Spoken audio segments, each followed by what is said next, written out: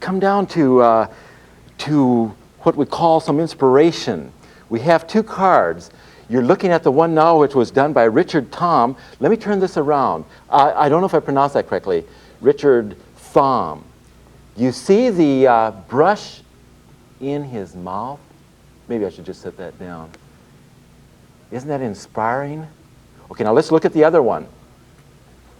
This is, what do we have here? We have Stuart Angelo, and he's Angelo, either one, Stuart. This is a nice landscape, and then we see Stuart painting with the brush in between his toes. I'll tell you, I have to be so impressed with these guys that have to paint that way. And think of this. You say, okay, I can put paint on and jab it on the canvas, but to paint that well, and then how do they mix their colors? How do they clean their brushes? Boy, I'm impressed. Okay, as I go across the country teaching, I think as a teacher, I have a responsibility to show people how to paint. I want to show you something on the canvas that might tie this story in a little bit. This is stick figures. We have one that has a circle, a little body, and the arms. Next one, boy, isn't that a step up. It has the arms, it has the legs, and it has two eyes. But if you stop only there, you're not advancing very far. Now, the point I want to make is, let me come back and let me look at you. When I was painting, I learned how to paint about 1962, was taught by a great man, Claude Buck. And after I got painting a while, I'd kind of do something. I think, oh, gee, that's neat. Maybe it was an ocean. I think, I don't want to share that. I want to keep it myself. And then I did share it because my teacher was so giving. He'd have comments and notes, instructions on the back of a canvas how to do his paintings. So his attitude was so good. And I felt if by giving, you learn more. So then after doing that stick figures, let's come back to the canvas. Then you say, oh, because I gave that, show somebody else how to do it. The next time you say, oh, let's add a couple little feet. Let's put fingers on. Let's put on a nose. Let's put on a mouth. If you're going to be a teacher and you say you're a teacher, then you give your very best. You show how to paint. If you're not a teacher and have a technique and you want to save it, that's fine. You do whatever you want with it. But by giving, you receive. It's a marvelous truth, and I hope that you'll follow through on that. And if you have a teacher, say, are you giving me all you have? Let's come down and take a look at the palette. We have a palette ready for high tide. The sky is black and phthalo blue. Now the phthalo blue, I put down 1 part black, 1 1/4 parts blue. So that's just a little bit more blue. And then a small amount of white. So that's quite dark. We'll use the same thing for the foam. And this will be into more white. And then just a touch of yellow ochre. And that'll make it sort of gray. As I come down to the lower foam, I'll add alizarin crimson into that same foam. The water, phthalo green, ivory black, and 1/4 part white. That gives us kind of a soft blackish green. The lower water, what you're calling the trough water, is, or the lower flat water, trough, yellow and white, and then you add some of the dark water into it. That's a very nice color. We use that also in the eye a little bit. Rocks, burn umber, plus 1/2 part black. Our lights on our rocks are white with red into it, and then you add a touch of ochre. And after you have that, you add just a little teeny touch of the black and umber to it. That's a nice color. Yellow and white, we'll use this up for the sun area, which is merely the path of the sun. You don't see the sun. We're going to use some for clouds. We'll use some for the highlights on the foam. And then I have just a little bit of red that's been added into the sun and foam and cloud color, and that gives us a sort of a warm pink. I'm not quite sure where I'll use that or if use it, but I just like the color, okay? Color done. Now the brushes for high tide. We have bristle fan, worn out bunny brush, badger blender, fan brush, a twiggy brush, a Bugs Bunny brush, a new one, a knife, which we'll use a little bit, oops, leave them down, okay, mop brush, sable brush, another twiggy brush, and then a flat sable brush. And I'm using just a little bit of medium, which I have in the container. Okay, we'll start up in the sky, and we're going to use the bunny brush. I'll use a little bit of medium. Come over to the sky color, which is the black, and the just a little bit more blue. Another fourth part, and this has some white. This will come up, and we'll put this on. Look at the canvas, primed, a blue-gray, which is dry. That's the priming of the canvas. So it's dry. We push this on, and as you push this on, let a little bit of the priming show through. That'll give us a dry spot here and there for the clouds to come. It'll also almost look like some broken clouds. Okay, we have to say bye-bye now to the stick figures. Please leave. There, your friend left. Don't you want to join him? Thank you for joining him. They will always be an influence, but they're gone. Okay, we come over and we sort of stop with a thinned out paint, which means not as much paint on the brush. And then I'm going to go just a little further. It's still thinned out a little further. And the reason I decided to go a little further is when I put the yellow and white on, it would be a little too strong just going on the dry canvas. So I need to have it blend in to this slightly. Okay, that was just a decision that will help us immensely. That is so helpful when you have a prime canvas. You use it as part of the color. It gives quality as it comes through the thinned out paint, and it kind of establishes a mood throughout the whole picture by the unity of color throughout. Okay, up in the sky, I'll come down to the canvas or palette with a clean bunny brush, which I just cleaned with Terps, wipe, squeeze with a paper towel. This is yellow and white. Dry brush, because my white is quite creamy. Does that make it look like I'm nervous? I'm not. Okay, there we go. As we come up to the sky, we'll start in the corner and push that around. I'll remove a little bit of paint from the brush by pushing around. I still haven't dirtied the paint on the brush. So while it's still a little clean, let's come over and put on some of the clouds. Oh, I love the way that blends in. I'm really bearing down on the corner of the brush more than full brush. And then let's go over to the right a little bit more. And I'll use the other corner because that's now clean paint, or still clean paint. It's so much fun to feel like you can be, I hesitate to use the word creator, but gee, when you're saying, let there be light, and it was the third day. We almost have light up there, but it's such a nice thing. I guess what we're saying, we appreciate, we respect the creator of this earth because we know what was done without paint. Okay, now let's come over into the corner where we have put the yellow and white, but now see the brush is just a little bit towards greenish because we've mixed the yellow and white around in the blue. Now that'll help further here because I don't want this to stay quite as light. Push it around and thin it out. Come down close to the big wave, push a little bit behind so you have kind of a misty feeling. Okay, and then I'll just blend back and forth a little bit, and that takes care of our sky. We'll come down with the water, and I like to use the large bunny brush. I would say especially in teaching or demonstrating where your time is a little limited in a hurry, where you're in a hurry. This is phthalo green and black, 1/4 part white. So it's quite dark. That 1/4 part white might best be a little small 1/4 white, closer to 1/5, so that this stays quite dark. We have some there, we have some back here. We have some over under here. We don't have much there, but I need to put just a little shade of it.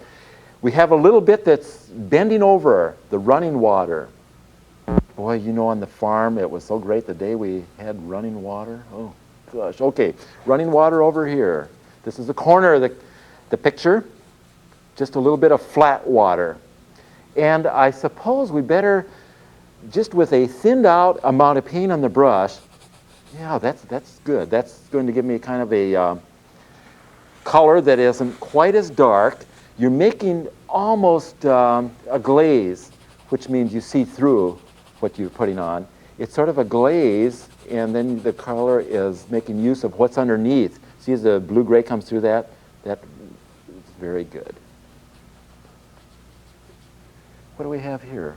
Okay, we have to have just a little bit more there. That's kind of casually put on because the next color is going to blend in a little bit more. Okay, the next color is my yellow and white, and then I've added some of the dark green color to it. This is what we call the trough color, T-R-O-U-G-H, trough.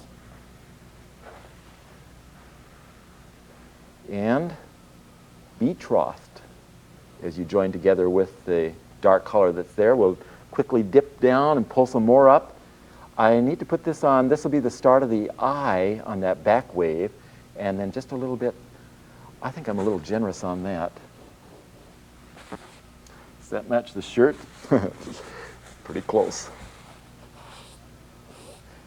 Because you have dry canvas underneath, it sure lets you do some wiping without making mud or losing the nice effect.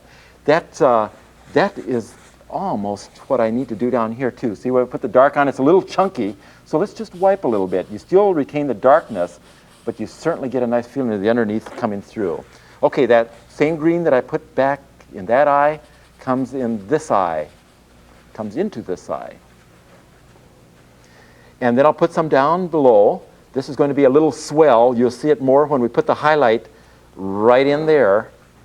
What do we do down here? We have just a little bit of the light color pushing down, pushing down, pushing down. This is where you don't even have any dark water originally. We're just adding some of this trough color. Okay, that splashes around. And here's one too. The water's coming down through the rock, so we need to have a little green showing there. Okay, I think that's enough. You keep watching that you don't have too much texture, so you kind of knock down the textures as you go with the bunny brush back and forth. Great. Okay, that's working quite well. So we'll stop with that, and let's come next. I think it might be easier to put the foam on next, and then when you push the rocks into it, you won't have so much tendency to blend into the wet rocks and make your foam dirty. Okay, I'll start with the big wave. The big wave is very close to the color that we want to have for our foam. So I don't have to add a lot to that. I'll add it more as a kind of a misty splash up area. This is on the canvas. This is the same color as we used in the sky, but it has more white in it, and this does the smallest touch of yellow ochre. I'm going to use no medium, that's dry brushed. Oh, this time I'm using the bunny brush instead of the fan brush. Well, that's all right. We'll show you what we can do with it. This is just on the edge. You will hardly see the difference, but it will be a difference in as much as when we put the wet paint on, it'll blend into that. But a lot of this, let's just leave dry. We will touch the bottom of this so that you get a little bit past that sharp line. We'll put a little foam down below there on to the, no, I can't do it with this brush. Let's use the fan brush. Fan brush, same color, still dry brush. Okay, now this is coming up, and let me repeat, we're only using it at the bottom of the wave so that you get away from a sharp edge. Come out to the back. Come out to the back, splash up slightly. We don't really have a horizon out there, do we? Because we don't, that's so peaked, I just snuck a little bit of paint there and then come back across this side, just a little bit of distant wave too. I think to make that even more felt like water, I'll take just a little dark. I ran down quickly and took some of the dark paint, and we'll just push under that. Then you don't feel like it's a cloud out there. Same thing in here. And let's go a little darker right behind so we get the accent against what will be the splash up of the big highlight of the wave there. So we get a little accent. That's a good place to put an accent, right behind what I like to call the saddle of the wave, because it feels like you could sit on there and ride. Okay, now we'll go to the lower foam. We are going to use the fan brush again, but we have quite a bit of paint to put on, so I'll use a little medium. This is the same thing as the other foam we used, but it now has alizarin crimson in it. When we come up to the canvas, we sort of feel, okay, well, this is very close to the foam color we want. So you're putting this a little bit at the lower edges. I'll spread that around slightly. It's coming out just a little dark to start with. But this is more in the shadows than the top one is, so we can use a little darker color than we used up there. Come up slightly there. This color looks very good with or against the green because it's kind of in the red family. Okay, the paper towel will just sort of feather out at the top edge of it, so it's a little softer. And we still have a lot of area, the dry area, for the lights to come on top of. Okay, let's start putting on the lights. And we'll put on, with a fan brush, this is yellow and white. Let's see, okay, here we are, right there. Fan brush, no medium. Right in there, right in there. This will be such an impact because the foam color here is dry. But as you come down lower, notice that you can touch in just slightly to the wet gray. The important thing on foam is to remember this, well, at least when the light's up above, that you always have some of the shadow foam showing. I don't care how large that wave is. It could be a small wave, a large wave. The rule is the same. You still have some shadow foam showing. Okay, I'm just quickly grabbed, and we're using the same thing, so we won't spend time showing how to fill the brush. We've done that. Okay, a second little roll. Still, you still have some blue underneath. We'll take some of the same color, just a little bit across the eye, a little bit on here, a little bit on the back wave. You could use even a smaller brush. You might use a twiggy brush, but I'm doing it very carefully, which means that I'm saving some of the blue still, if I want to call that foam blue that's underneath there. There's always some of the blue foam underneath, no matter the size. It's very much like when you have children. You treat them all equally, but you treat them differently. And that's what we're doing here. We're treating the waves all equally, light with some of the shadow, but one's getting more than the other. Okay, let's come back. We still have some more of this foam to put on. We're coming up the top of this little spill, the bottom of the little spill. At the top of the spill, the water has to have almost a brushstroke feeling, so you see that it's running. And then down below, you go with the same idea, splashing up and having the gray underneath, the soft, the gray. Now that area will be it will have very much importance when I put the dark rocks in against that, but I won't do that quite yet. Let's come over to the eye area. I'll first wipe out a little bit, and then when I put the light in, it'll look a little brighter. This is going to be with, where's the mop brush? Here's the mop brush, dry brush, and using the yellow and white, put that on, splash that around, and then pat it at the lower edge so it's very soft.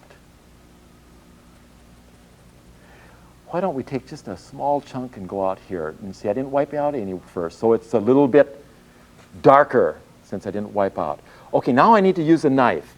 And the knife is going to be the same yellow and white, and we have quite a bit of this to put on. Okay, here we go, right along in here. That gives me my little swell, and then quantity, which will be down near the rocks, and of course the rocks are not on yet, but they're going to be shortly. Okay, the light's coming wham against that, wham against this rock. And then let's just add a couple little strokes that'll get a start towards foam patterns. Okay, now I'm going to leave the knife for a moment. We'll come down with a twiggy brush. Let's do this in sequence. Let's take some of the foam color. Now this is the foam with the alizarin and a lot of medium, the twiggy brush. This is going to be some of the darker foam patterns. Okay, right along there. And we come up into the second wave area. Just a little bit over in here. Sometimes that's a little bit of relief from the near wave. You don't see much there. I'll have to come back with a little lighter paint there. Okay, we have foam patterns there, we have foam patterns there, over here. Then the next place we want to put foam patterns, the same color, is down in the corner of the canvas. This is going into wet paint. So you make use of that wet paint by blending, sort of pushing. So you push a little harder, and it mixes in and won't be quite as bright as if it were going on a dry area. Okay, we want that to be very flat, and at the same time it has kind of a little rocking motion. Okay, let's add some more of the lights. Oh, I suppose, let's take this area and blend it. Let's blend that before we add the light foam patterns. When we blend that, I'll take a sable brush. This is a rather large sable brush, and we'll kind of brush back and forth. What I'm doing is narrowing a little bit the lightest light, but you're taking some of the paint back with you to make a little bit of a sheen in between the two waves. So you narrow that. This one, I suppose, is a little generous, so just wipe a little off with the brush, and then come back and forth over there. Here, it's less light being seen. I do have one here. We'll start pulling those down a little bit.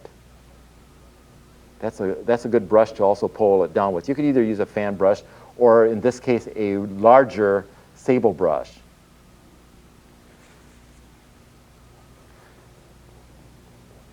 Okay, we'll come behind this one, and just a little bit, the same idea, narrow it slightly. You have paint in the brush, so you swish behind it, and it lightens the area behind, but it makes a little more of a bead right on that edge. Okay, we'll take our Twiggy brush, and this is the same yellow and white that we've been using, and we come up and add some little squigglies, I guess you might call it. So one person did call them squigglies because they don't really have any direction. But we want them to feel kind of like they're decorating the area. Sometimes a lot of just dots too, which would show true light reflection. The sun does that. If you take a photograph of the sunlit area, you find a lot of little dots. Here's where we'll come with just a little extra, so you sort of feel between those two waves there's a little sparkle of light. Okay, we need to I'm going to put on some rocks before I put the final light down there. I think that might be a little easier. Okay, on the rocks, we're just going to use the big brush. This is still sable brush, burn umber and 1/2 black, and medium. Boom. Push this on fast. Get that on. You might even touch some of the foam as you're doing it. I put that on without worrying about completely covering the canvas, meaning, see the little dots there? Because we'll be wiping shortly for some of the lights on the rock. Okay, we got this one bent into the foam. And then we have some of the rocks down below. We have a good one there that kind of meets against those lights. We have one in here. And we have one over further. Right there. That has a nice slant. See the nice composition coming across there? Okay, I'll take and just soften a little bit on the rocks. Soften. And then take and wipe a little bit.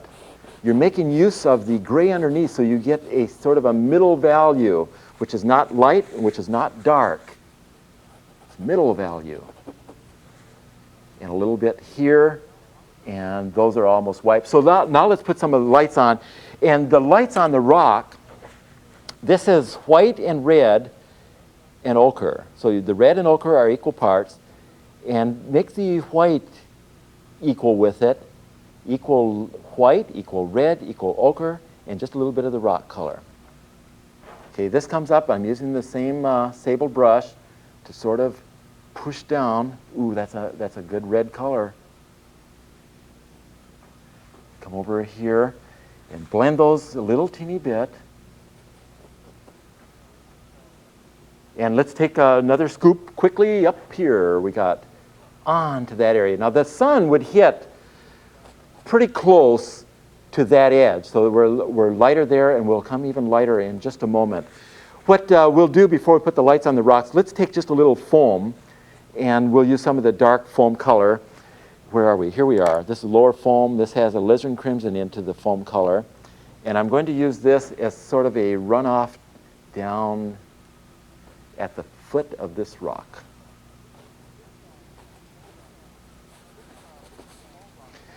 This small rock needs just a little bit touch of that too, because boy, the water surrounding it, it better be a little wet. Hey, I'm on your side, fellows. I'm wet too. Oh, and I can see that even over in here. We have just a little bit, and dripping down. Okay, the final two things I need to do would be to add just a little light. Oh, I see a reason for this pink. Remember this one we said pink? This is yellow and white with a little red. Let's put some of that on. And this is going to go right on the edge. See that sparkle? That's gorgeous. And it's a little different than what we were using for the highlight of the foam. Just a little bit up here. Ooh, man, did that thing impact. Good.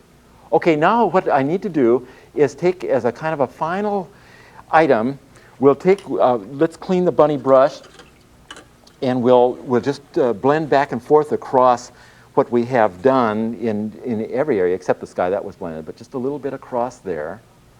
Softening somewhat as you do this.